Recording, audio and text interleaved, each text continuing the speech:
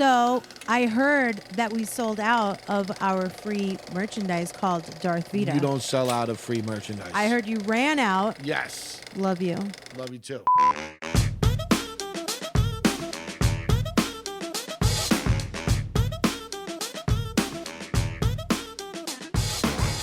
It's sweater weather, guys. It is actually time where we can take out those beautiful cardigan, pullover, boots, socks, all the cute clothes that everyone wants to wear. We can finally wear them. Don't you love sweater weather? Yeah, I like this time of year. We're going to save a lot of money on our air conditioning bill. I mean, who wants like boob sweat their whole lives? I know I don't. Me neither. You get ball sweat. And boob sweat. What do you put on your stuff? That Zorb? Like your balls anti-sweating powder? It's Ziborbs or some shit. I don't know, but it's awesome. And I spend a lot of money on it. You know what I want to tell you, but I don't want to micromanage you. You excessively pour out so much on your hand and then it lands on the floor. And then like maybe 3% of it gets onto your crotch and your balls. I might be a little bit of a glutton with the powder, but I can. Because it's your own bathroom. Yeah, they make my balls feel fresh. So welcome back, guys. Till the dirt. Welcome back, guys. Welcome back. What are you trying to say? I sound like that? I don't understand. All right. So now I have the voice of a hummingbird. It's like an angel's whisper. Okay, I don't know what any of that means. Let me ask you this. Two hormones, one for the club and one for the hose. Yeah, we get it. You like that song. So when's your mother going home? Hopefully never, because never. I feel like you talk so bold to these people. You lie to your people. She lies to you so much, man. I don't know what. Now you sound like my mom. It's like Costanza. Like Costanza would say, it's not a lie if you believe it. I really believe that you think these things are true when you say them, but if she told you tomorrow, all right, I'm here forever, you would lose your motherfucking mind. No, I would lock her up here, though. Oh, yeah. Ladies and gentlemen, she's not lying to you. She would lock her up here. So, you guys, this is our podcast room. It's called the Clubhouse. It's a really versatile space. There's a king bed. There's our nicest couch in the house is up here. Our biggest TV is up here. It's got a full bath ensuite, walk-in closet, its own heat, air control, a Romeo and Juliet balcony, a city lights view. You tell him, girl. Yeah. We could even like do a little glam room up here with all the lights. She don't like coming up here because it's got stairs and her knees aren't the best. So she doesn't really come up here. So yesterday I went to the dentist and it was really painful. I'm so glad I got through it. Can we talk about phobias at some point? Whatever. I mean, I hate the dentist too. All right. Getting on track. My mom was here last week and she's still here this week. Yeah, she's going to be here till her birthday. Her birthday is this week. And last week, she said, how old's your mother? Are you fucking crazy? Yeah, I know.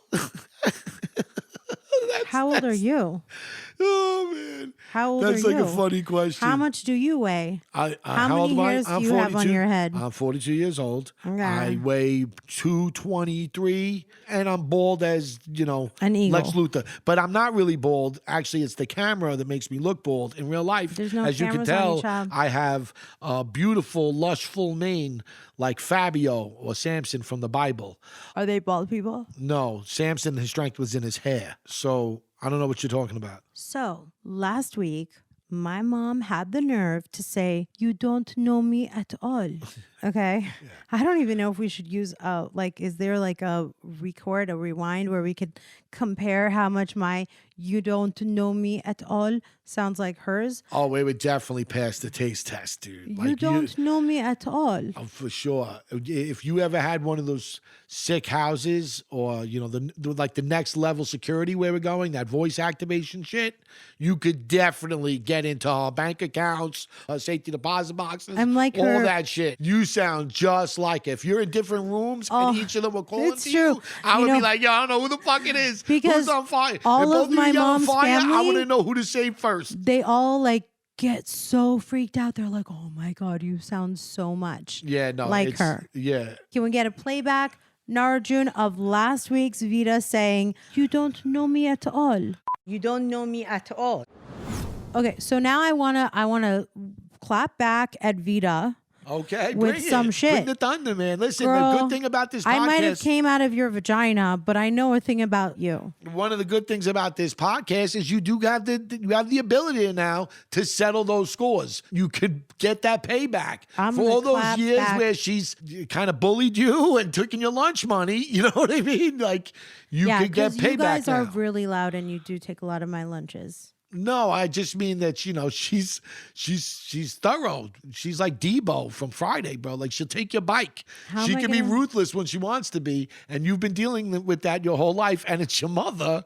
Now's your time to be like, yo, spit back. Okay, Mom, if you're listening, I actually know some really intimate things about you. And my favorite one is that you like a wide open trash can. You can't be, I know, is that anticlimactic? That's not very intimate. She- I can get more There's no intimate. innuendos there. She- There's no, well, let me people, finish this that's- one. She's really talking about a trash can, though. I'm saying like it's not. There's no sexual innuendo. It's nothing beyond that. No, like she can't handle pressing her foot on the pedal and letting the lid open. She wants me to bring like one of those big brown shopping bags from Bloomingdale's and it's so that she can just toss it. Yes.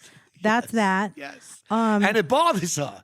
Like it She'll just get legitimately really angry.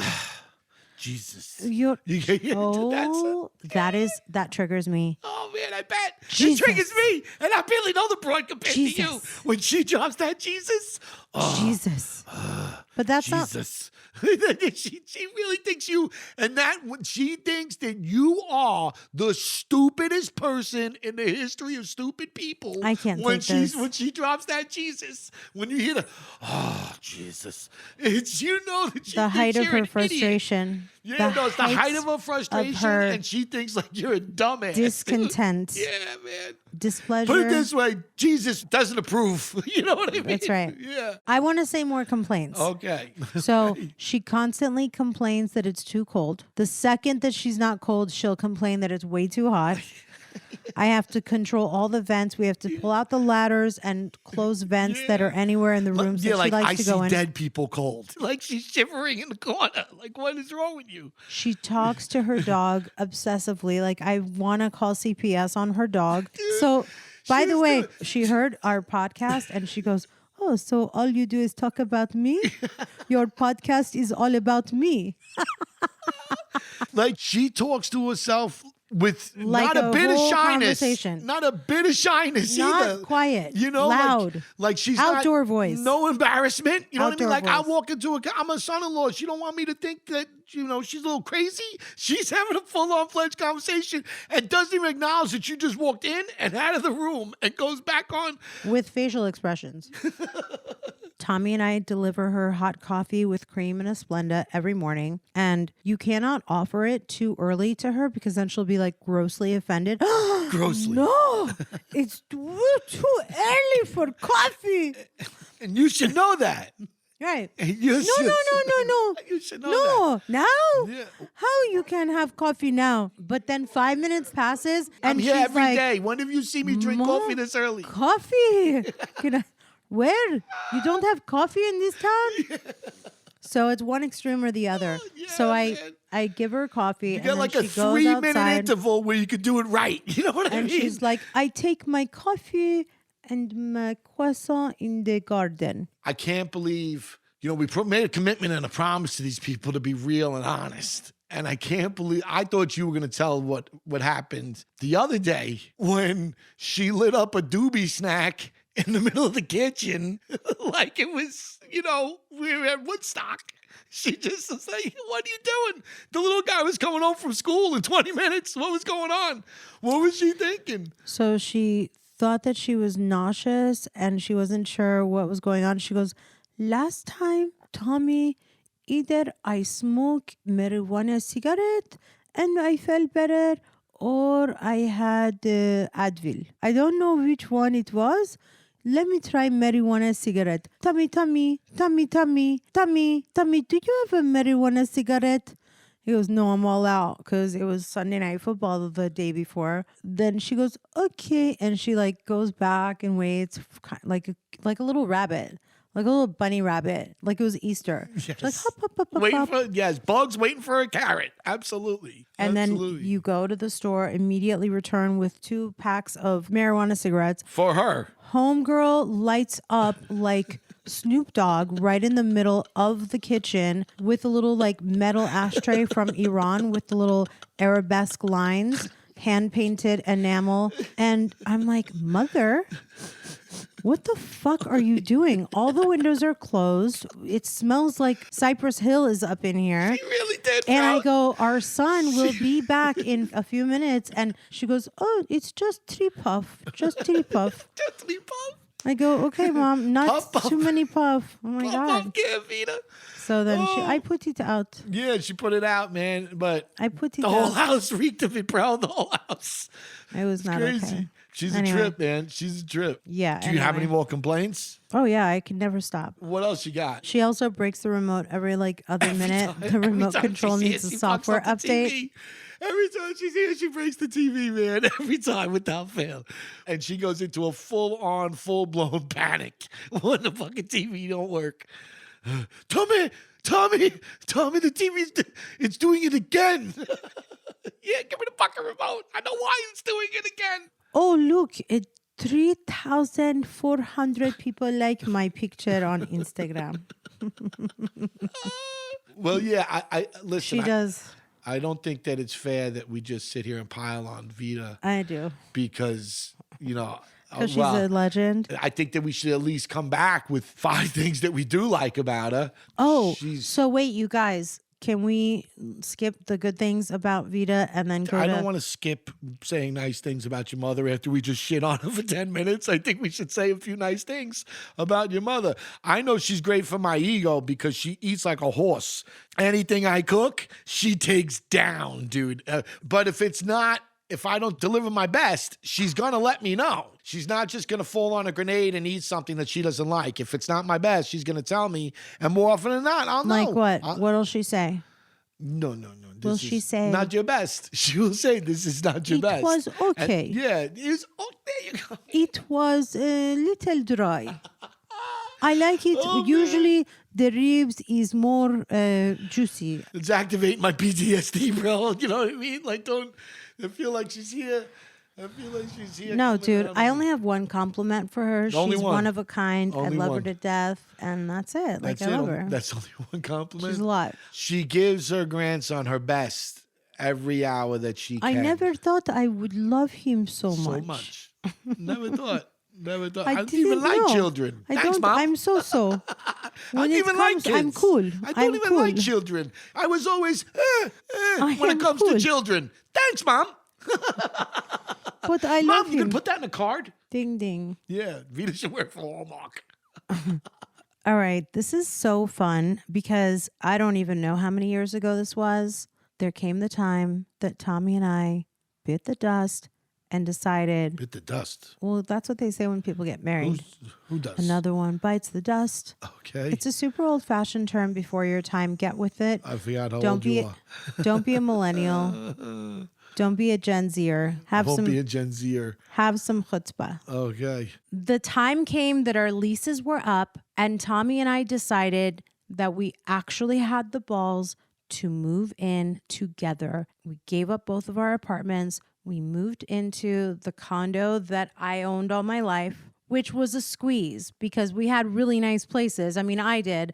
I had a really nice place. We were both at the bottom of Runyon Canyon. You had a beautiful place. And then we kind of squeezed into like this 2.5 bathroom pie in the sky into our little 1+1, but it's like location.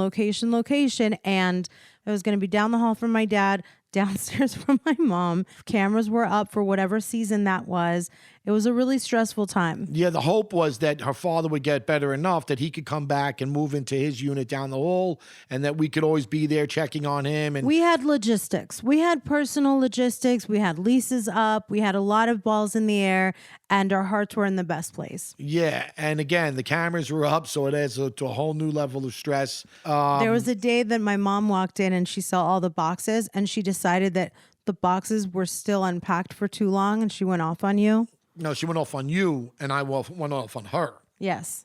because she knew what our days were like, that every day we were going to the hospital and, going to work and coming home. She knew what it was like. And, if she wanted to help, she could have came down, she could have got off her ass, came in and helped unpack. But there was no reason for her to ridicule you, especially in front of cameras. I wasn't going to tolerate that. It was a tough spot for you to be in. Let's focus on the day that you decide, ladies and gentlemen, to move in with your better half. What are you doing? You were letting go of all your control.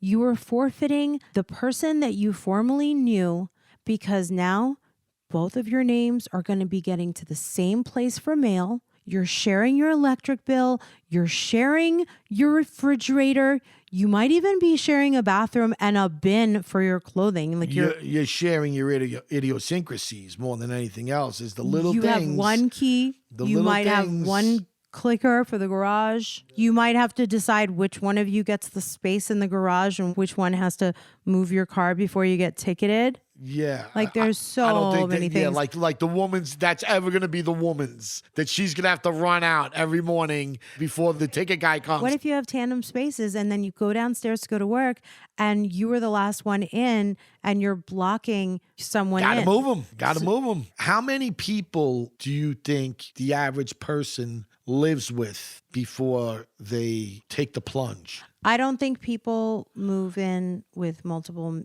men and women. That's what I mean. On average, you think what it is? 1, 2? Yeah, max. Tops 2. Max. Never 3. No, people get married 3 marriages. 3 marriages. You never heard, we're in LA. You never heard of people getting married 3 times? So I think that I don't know. I've never lived with anyone prior to you. I mean, I've had roommates for sure. You've had more roommates than a English kitchen. Yeah. I always liked the roommate. Especially if they're my friend. I don't even know what roommate's English kitchen means. What the?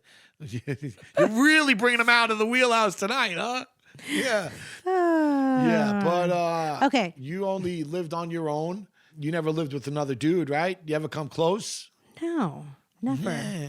The reason why is that in Persian culture, you don't give the cow away for free. And by moving in, you're basically saying, don't even bother thinking about proposing to me. If you were worried about whether or not you can land this plane, well, we were already engaged. Let me just give it to you. We were already engaged, but that's another episode. We'll talk about when we got engaged. But Fine. we were already engaged. We're talking about forfeiting your freedom because now, in the eyes of the law, you live together. So you can't break up and just go back to your apartment because you live together. Yeah, you can. If you're married, you can't. But if you're just boyfriend and girlfriend and you break up, you can pack your shit and bounce. It's not that big a deal. Hey, I've call tried the telephone company. I tried many times. What? And then I tried to leave while we lived together all right. many times. Okay. And the hotel rates are very expensive. And then it forces you, hey, wait a minute.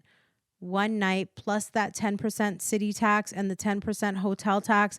And by the time you're done, you're like, wow, that's half the rent for a month.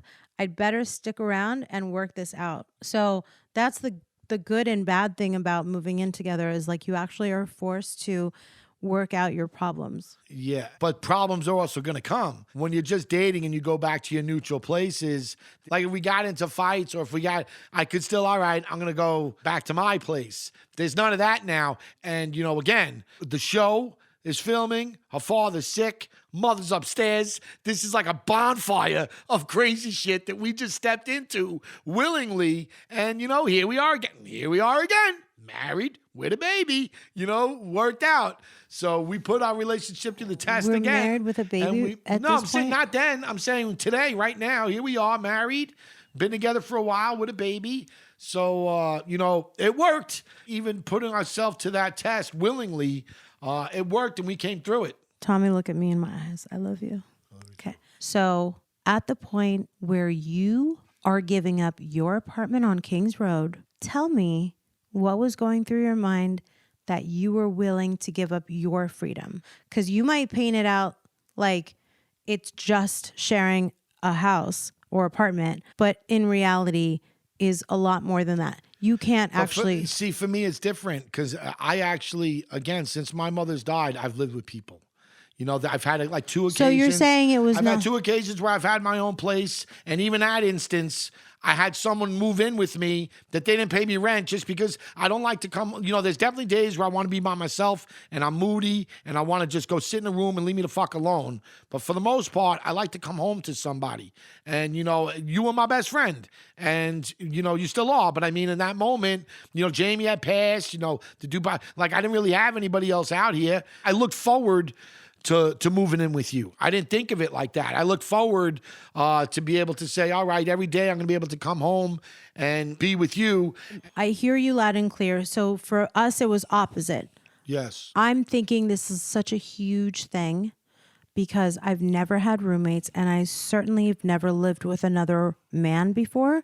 You had roommates and you lived with other roommates, but you never lived with a girlfriend that you were engaged to. You've never been engaged. I was never any of that. So you didn't... Listen, I'm not saying that it was, you know, like I said, I was excited. You were the one. This was our life. We were building a life together. I didn't build a life with anybody before. I hadn't really wanted to, especially in LA. You know, as I said, most of the women that I had met at that point in time, to my own fault, I wasn't looking at them like that. I wasn't treating it like that. This was something that it was a building block for us. We were, you know, it was the next step, was moving in. You're so cute. I know. I'm taking this pause is me taking you in. When you describe what you were going through, it was so different from me. I bet. The Persian culture is very not that. Exactly. Not to mention we hired Shoehead's moving company, and he was awful. Awful. Mike, I hope you're not moving anything anymore because they were terrible. I wouldn't let them, you know, carry a carton of eggs for me. You know what I mean? See, my mind is uber focused on when we moved out, we had to find the right moving company. We had to compare prices. Moving is expensive. We have to call and get all of these things transferred. It was so stressful. And also, like, it felt like, you know, this is not as casual as the way that you describe it, because my mom, my dad, my whole entire family, forget about just my parents accepting it, but like everybody knows that we cohabitate. Even though we're in the 21st century, it's still a big statement. For your family and for you, it was. I could see how it was. For me, it wasn't. It's a lot of logistics. We wanted to work on getting our full security deposit back. What do we have to fix up to make sure that happens? We figured it out. We got in, and now we're in this confined space. Our first place together is a postage stamp. Do you know what a postage stamp is? But you want to know... It's a shoebox. Yeah, but you want to know what was a trip for me? We moved in to the place where you grew up. So like you grew up yes. too. You were in the same, so she knew everybody. I did. So like all these people were happy to have her back and they want to hang out. And it's like, yo, you people need to chill. This is very interesting because we left our swanky Hollywood Hills apartments and then we moved into this small first place together. And then it's a nice place, but it's half the size. Listen, I think you're minimizing it. It was a nice place, it's a nice condo, but it wasn't as big as where we were coming from. Yeah, it's a nice condo, but we went from big places where we both had each in Hollywood to a nicer neighborhood that was half the size. Now we're in my old neighborhood and we're seeing old friends, and you start to become antisocial. Yeah, well, I've always, it's just me, man. It's just, it's just how I am. I like to hang out. One, I'm a funny guy, so people always are looking for me to be a funny guy. I don't always want to hang out. I don't always want to be a good time. You know what I mean? Sometimes I'm not. And then they look at me like, I'm not a good time. Well, what's going on? And so sometimes I just want to be left alone. And you're the mayor. You're the mayor. You go to the store and it's like a stray dog. You know what I mean? You come back with friends. You know what I mean? I met this person. They're great. Oh, they have a baby and it's the same age as Shams. We're going to go out and we're going to go to dinner with them. What? You know what I mean? Like, you're not like me at all in that regard. You will befriend anything, a tree. When we started making friends with our new neighbors, you found that a turnoff. There's a line. But in Queens, but where you grew up in Queens, Well, do I live does in that. Queens? I left there too. Everyone does that. You know what I mean? I love my friends and I go back and we hang out with. But if I was there, I get annoyed too. You know, sometimes I just like to be by myself. And you're not. You're a social butterfly. So you're looking to put things on the calendar all the time. If you don't nip that type of shit in the bud, especially after we just move in, like that's not how. Nope. Sorry, that's not how this is gonna go down. I know what it is. Listen, I fully encourage your participation. I'm not telling you that I don't want you to go. You go, enjoy yourself, have as much fun as you want. What would happen is, as soon as our friendly neighbors wanted to start being like, hey, come over and have a cocktail on Friday night. Like, let's have a martini at our place, like 7:00 Friday night. You were like, fuck that. I got fantasy football. I got the Mets. I got this. Like, you decided to retrieve. I needed that to be nipped in the bud right away because I saw my future. That mundane, you just, so how was your day? And I was wondering, did you see what they did? Or do you know that they're doing this now instead of? You know what's funny? I'd rather like stick my head in a vice. None of that was easy, but you know, your mother was the easiest part for me. She would bother you more. That was the first time that I realized that, you know, it was essential for me to kind of be a referee and between the two of them because Vida gives it, but there's some days that my wife isn't looking to take it. Vida might not have even done anything yet, but my wife's already on edge. You can see it. It's like, all right, it's like a flint. You know, you can't spark a flint. Otherwise, a fire is going to explode. So you got to keep that out, you know? So you got to kind of be in between them and act as a little bit of a buffer to make sure that they can't get at each other, which I didn't mind. Because again, I used to get a kick out of Darth Vida because she's very opinionated. She's going to tell you exactly what's on her mind all the time. Once we moved in together, I noticed a very specific shift in liberties that you would take. For instance, you farted and you belched a lot more than when we didn't live together. And I could hear them all the time. You actually turned your back to me in bed and farted in the direction where I was sleeping. That was super sexy. That sounds about right. Also, I didn't like finding socks in the couch constantly, going to the bathroom and seeing remnants of you in the bathroom, remnants of you on the bathroom sink. Like maybe if you shaved and you didn't wipe it in, like you didn't care. Like you didn't try anymore. Like you didn't try to hide and conceal who you were. Are you trying to say that you're not messy? What do you think the bathroom was like with you? Do you think it was clean? No, I'm sure I had my makeup all over the place. Yeah, all over the place is right. I'm sure you had. But makeup is not disgusting. Okay, if you say so. It's not, you know, having no counter space in the bathroom is not, you're right, it's not disgusting. It's normal. I also definitely noticed some things about you as well. You were more than apt to turn your bed into a picnic table. And turn it into a picnic bed.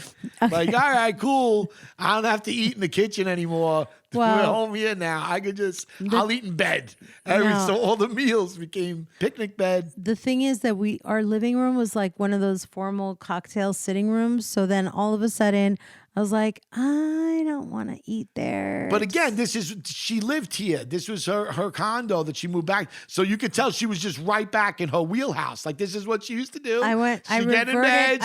She'd turn on Housewives and, you know. I reverted to my 18 to 25-year-old self. Yeah, but now you've kind of almost converted me, which I'm ashamed to say. But it's still something that is very disgusting. It's not a place for you to eat. And I do it too now, so I'm not here pointing at you. But you've turned me into something that, you know, typically I would detest. The message is clear.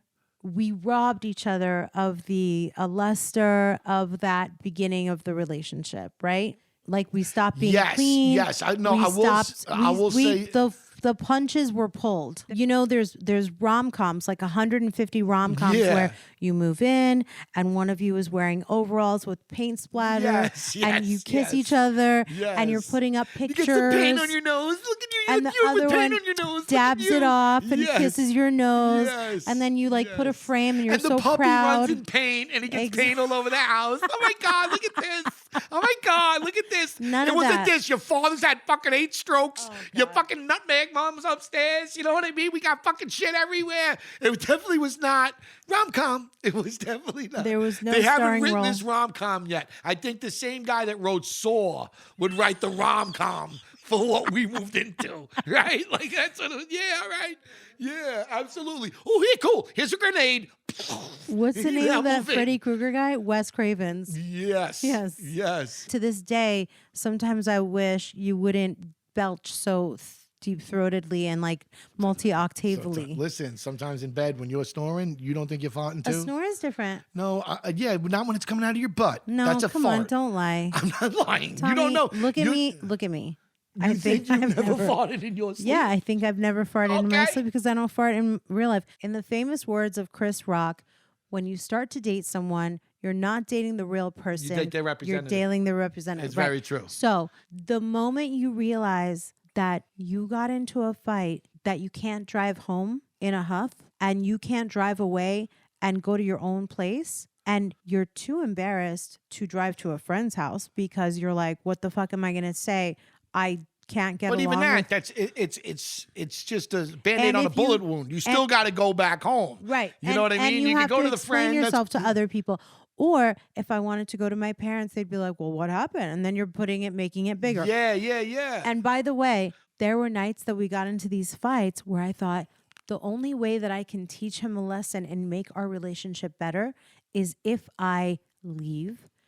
So I was like, well, where am I going to go? So I would look up hotels and I would try to find a place where I could disappear. Guess what? The hotels, even the cheapest hotel, is still $250 plus 10% tax and then 10% tax, which basically is half your rent for the month. So you can't, once you move in with someone, you can't just dip into a hotel. One night is $450. What is 2 nights going to be? $900? And then what is going to happen? And then you're kind of holding on and you're even more big mad because you held out for 2 days. Chapter and then the 9. guy's going to be in the same spot when you get back. So Chapter I'm 9 saying, on the Persian Guide to Relationships. Teaching the one you love a lesson. Well, all right. We can put a pin in it. Yeah. Let's just go into the questions because honestly, I think the questions are more for us than they are for everybody else because we learn so much, right, Question Tommy? time. Let's do it. All right. Question time. All right. This one is so funny because it really, Tommy, is this not an issue that we have between us? Yupty_56 wrote, when is it okay to fart or poop in front of your significant other? Yeah, you definitely have that and this problem. is a girl asking from a girl's perspective. You definitely have that problem. Be farting and pooping all over the place. Can't even go out in public with you. Farting, pooping, express. Yep, June, I just want to tell you something. The moment you're willing to let go of your bowels, the romance in the relationship, and a big layer of the cake of mystery and love, that's when you start to poop and fart in front of your significant other. You go into the hall, you hold it, you wait until you get home. You don't get a dog, and then fart. when you walk the dog, just go with the dog. Just, the two of you, pop a squat. I'm no. one. And I'm joking. My wife doesn't fart and shit all over the place. She doesn't do that. She does fart in her sleep, though. She does fart in her sleep. She every now and then, like some nights, I'll wear a life preserver because we sleep close to the pool, and I'm worried she's gonna blast me into the pool. Yep, June _56. I'll wake up in the pool. I would prefer that you never cross that line. Never, ever cross the line of farting. There's always a door you can open and walk away. There's always going to be somewhere else you can go. And you could just go outside, go to another room, go into the bathroom. My mom used to tell my dad that farts are for the bathroom. If you're in a restaurant, you don't fart at the table. You get up, you go to the bathroom. My mom also... Venus legendary. Bro, she also said, if you blow your nose, you don't do it at the table. That's what the restroom is for. Remember when I did it? Remember when I did it? She had the most disgusted look on her face. There's two times that are so legendary with Vida, like when we were first meeting each other. One is when I blew my nose at the table. I thought she was going to faint. Kill you. And the other time was when I asked her if she wanted a bite of what I had, of like what I got. Your mouth was probably open. Bro, I thought she was going to fucking faint, dude. I mean, you're not the most cleanest eater. Like, you're kind of like a No, hell no. I'm a carnivore, bro. Like, I'm getting in there, dude. You know what I mean? I'm a caveman. I want to make sure that Yep June understands that she wants it from a girl's perspective. She's the girl, so she wants to know what her man is going to think if she lets one loose. So you have to tell her the truth, Tommy. You can't say trust me, it's gonna happen. No, she's trying to say, is it okay? No. You want to keep, I agree with you. You want to keep that mystery alive as long as possible. You don't want to because then you get into like, what else can you do that's disgusting in front of each other? No, it's not even that. Then you get into like, you're best friends. You know what I mean? Like you're just dudes. It's like two guys hanging out watching television. You know what I'm saying? So does that mean that that's where we're at? No. We got a kid. It's different. The next question comes from Lacey813. I think that's an L. What food is always in your refrigerator? MJ's pick and Tommy's pick. I like a bare bone, dry ass fridge that's empty that looks like nobody lives here. Yes. A bottle of wine that has a sip in it. And a fancy bottle of water. Cheese. Some sort of cheese that you're not really sure how long that cheese has been there. But string cheese lasts a long time, so that's key. Yeah. Me, I like food in it. I'll tell you. Tommy has to have the fridge bursting and overflowing with so much you think it's like Thanksgiving this weekend. And we're having it at our house. We're hosting it. It's just something, man. I've had it since, I've been like that since I'm a kid, man. I feel like, no matter what, if your fridge is good, life is good. You know what I mean? So a Yoo-hoo. I would always like a Yoo-hoo in my fridge. If you let your 5-year-old do the shopping, that's what Tommy's refrigerator will look like because it's got candy, it's got Nesquik, it's got Yoo-hoo. It's got good stuff. I promise punch. You. I guarantee you, every one of you people would want to come hang out with me in my fridge before they would want to come out and hang out with you in your fridge. I'll tell you what's not in my fridge is a bottle of ketchup. Anybody has ketchup in the fridge out there? You people are loons. It's a room temperature condiment. Absolutely, man. Absolutely. It's meant for it. If you put the cold ketchup on the hot food, you're it's anarchy. It's anarchy. You're fucking it up. Yeah, man. Who wants to cool off 100%. A hot 100%. fry? Same page on that. Here's another brilliant question from shout out Barbie Rothstein. Should rent be split 50-50 or split based on incomes? Example, higher income pays more. I know my answer to that. Good, because she asked us the question. Okay, so can I say first? Absolutely. Ladies first. All right. Yes, the person who makes more money should be in charge of the lion's share of the bills so that the other person can has enough money left over to spend it on their hygiene, their hobbies, their hygiene. You can, get therapy if you want to spend it on your mental wellness.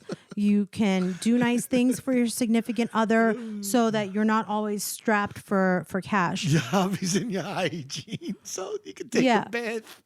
No. Take a bath. No. Take facials. a bath, you smelly bastard. Take a bath, you smelly piece of shit. Really come home to me. Keep your money. I don't want it. Don't worry. I'm paying the bills around here. Okay, Tommy. Yeah. If right now we're talking about splitting our bills down the middle, wouldn't you want me to have some money left over to do the things that I need? Well, I have therapy. You don't. I have more shopping. You don't. I have more beautification. You don't. I do a lot more. I also shop for the kid. You don't. There's a lot of expenses that I personally like. It's really, really costly to be a human being that gets to be well-rounded. I think that the conversations are different when you're married. I think when you're married, everybody's pissing into the same puddle. So we're all throwing money into the same pot. That's true because when you make that commitment for life. Yes, so it is what it is. And once you're married, like I already know that you do all those things. You know what I mean? It's not a surprise. It's not sneaking up on me. I think that before you move in together, that shit, it's like having a prenup conversation before a marriage. It's necessary. It might be a tough conversation. It might not be one that you're looking to have. But when you're about to move in with someone, you people need to sit down before anything and you need to say, all right, this is how the money's going to work. So if the person makes more money and he's, or he or she is fine with spending more money, Great. You can't just assume that because a person makes more money that they're going to pay more bills. A lot of people because don't some wanna people have- are tight. Some people are cheap and like, I'm not, I work hard for my money. I'm not paying for you. I'm not paying for you to bathe. I got to call you out because we didn't do that in advance at all. We didn't. And most people aren't going to do that conversation. It's too awkward. And it's also peels a layer to talk about farting and pooping. The money conversation is a big challenge. It's a turnoff. It takes away the romanticism. And most people, therefore, don't have those awkward, uncomfortable convos. I'm not saying you gotta. I'm saying that ideally you do. In theory, that's what you should do first, is to have the conversation so it doesn't bear its ugly face later on in the relationship. But obviously, most people might not do it. And I think that's a mistake. It is going to be a sit down. It's going to require a sit down at a table and say, hey, listen, here's our bills. This is how much it is. This is how much it costs. And what should we do? Even though it's a hard conversation, it's an important one to have because from there you have growth. You can create a budget. You can create goals. And if you are just a couple that are just living together as boyfriend, girlfriend, and you have no idea where it's going, then maybe that conversation about money is going to force another serious issue. So clearly, Barbie Rothstein, it could be bothering that person. It could be bothering you. And that's why you're thinking about it. So once something is on your mind, it's an issue that should be presented to the other person. All right. This is from Dana Savauer. How would older couples be able to move in together and get along? I'm in my 40s. And way too set in my ways. Dana, I think that, there's two sides to that coin. I understand what you're saying because I'm very set in my ways too. But I think that if we're having a conversation about moving in, that means that we're probably dating, things are going well, we're enjoying each other's company. The other side of that coin is you also really know what you want. I knew what I wanted, so did she. Sometimes it makes it, you just know right away that, all right, this isn't because I'm set in my ways. I know this isn't going to work. It could work both ways, but I would also say that you don't want to, say that I'm too set in my ways to close yourself off for something that's good. Because if it's for the right person, I'm not saying that you can completely change who you are. We're all leopards and it's tough to change our spots. But we could definitely work on things for the right person, So if it's a matter of, you like to, keep the bed unmade and they like to make it, you know what I mean? You can make concessions along the way. Nobody likes an unmade bed. I'm just saying, some people are anal about it. You never made it. I make it every day. So it's not something you're anal about. I'm anal about it. And it's only since I read a book. So I've made changes in that. If you want to live with that person, there is a level of reality that overcomes the relationship when you move in together. So make sure it's what you want to do. But then compromise is just part of life. It is. It's part of living together. It's part of sharing a home with another person. Okay. Lindsay B. Spector is asking, how did you manage household chores? I think this was a big learning curve for you and me because I feel like in the beginning when we had to divide chores, we used to bicker a lot about what we're doing, who's cleaning, the housekeeper comes or doesn't come. I think you should have a list and it should be taped to the refrigerator someplace and you should have a really specific time and day about what you guys are doing. And I think that really helps people. Let's just write it down. There are chores that some people hate or like more than others. I think that you should start there. Like, for example, I don't mind folding laundry. Not that I don't mind it. I don't like it. But she fucking hates it. I do hate to fold the so laundry. I'll fold laundry. I'll drag the thing over to the washer. I'll gladly do the transfer into the dryer. She'll do all that. She just don't want to fold it. I'll fold it. Yeah. So if you could take that as a microcosm and to branch that out for all your other chores, then it's not that bad. Like, I don't mind doing the dishes and loading the dishwasher. I'm not a big fan of putting them away. She'll put them away. I think it's important, especially when you're talking about moving in together. There's already stress there. Yes, there's going to be a lot of, this is great. And there's going to be a lot of, a deeper feel of love that you probably haven't had in the past.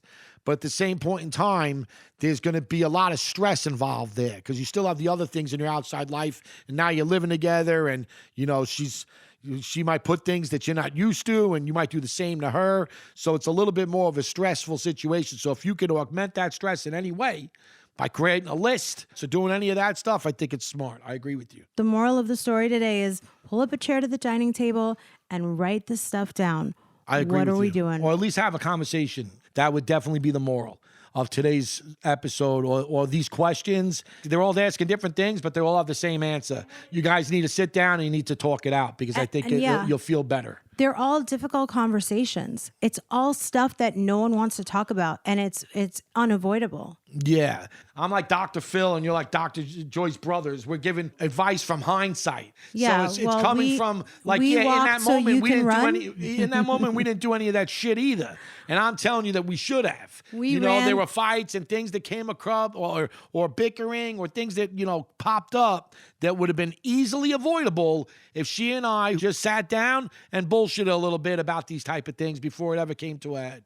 And also, if you find that you can't do stuff, admit it. Don't deny it. If you could work off each other, you're a team now. You're supposed to be, in theory, you don't want to move in together and you both still be an island.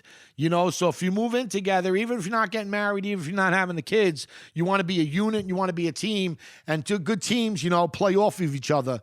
So, use her advantages and your weaknesses and vice versa.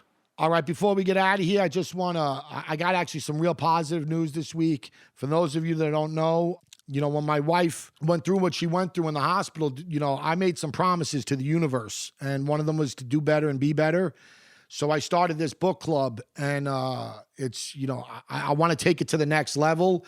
And, my mom had left me, some money when she passed. And that you didn't get until that I didn't even know about. I didn't even know about till my son was about to be born. So it was like, the sky came out and gave me this money. You got contacted by mail. You guys, someone tracked me down. Check your mail, people. Someone tracked me down from a building that we lived in 30 years ago.